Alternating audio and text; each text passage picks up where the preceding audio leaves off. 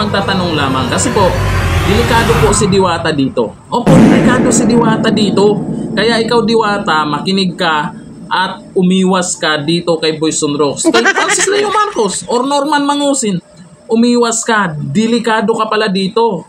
Nako, dito sa post po kasi ni Fujinius, kasi si Fujinius kilala po ito na maraming alam po dito kay Francis Leo Marcos. At galit na galit po dito si Boyson Rocks. Lagi niya nababanggit ito sa kanyang live. Kasi binubuking nga, lahat ng mga pinagagawa, binubuking. Eh meron po kasing isang post po dito ni Fujinius. Ito ang sabi may hearing po tayo ngayong Lunes. Kaya pala nasa biyahe ito. July 15, 2024 sa kaso natin. Naku, mayroon pala. Naririnig ko lang yan mga nakaraan. Pero meron palang, may kaso pala siyang ganyan. Manyakol ka pala, Boyson Rocks. Kaya sinasabi ko, Diwata, mag-ingat-ingat ka. Nako, kaya pala nagpapansin sa'yo tong tao na to. Baka may gusto sa'yo, Diwata.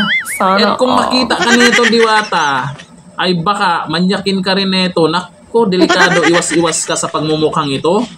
Oo, grabe makapanglait ito na pangit si Diwata. Hindi pala, kabiliktaran lang, baka naman talaga may gusto lang to kay Diwata. Kaya nagpapansin. Kaya galit na galit nung hindi siya pinansin. Galit na galit kay Diwata. Nako, manyakol pala. Ako, type na type ata nito si Diwata, no? No, ay si Diwata ngayon, habang tumatagal, gumaganda. Gumaganda na, yumayaman pa. Oh, saan ka pa? Eh, lalong maglalaway dito si Boyson Rocks kay Diwata. Tulo laway dito si Boyson Rocks. Eh ngayon, naku, asikasuhin mo muna yan, Boyson Rocks, ha?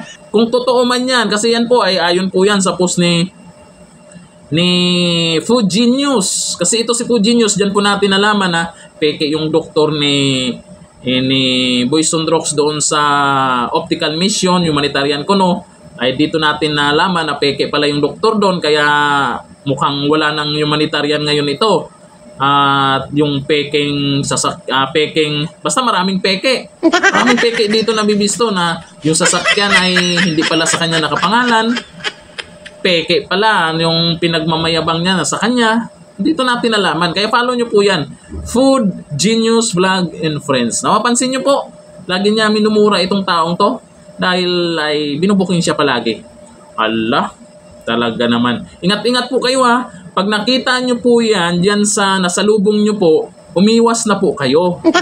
Umiwas na po kayo, delikado po. Delikado po yung mga ganitong tao. Hindi lang pala ito professional liar, hindi lang professional scammer, professional pa sa kamanyakan. Ayon po yan sa nakita nating post. Totoo kaya yan? Ano sa tingin nyo?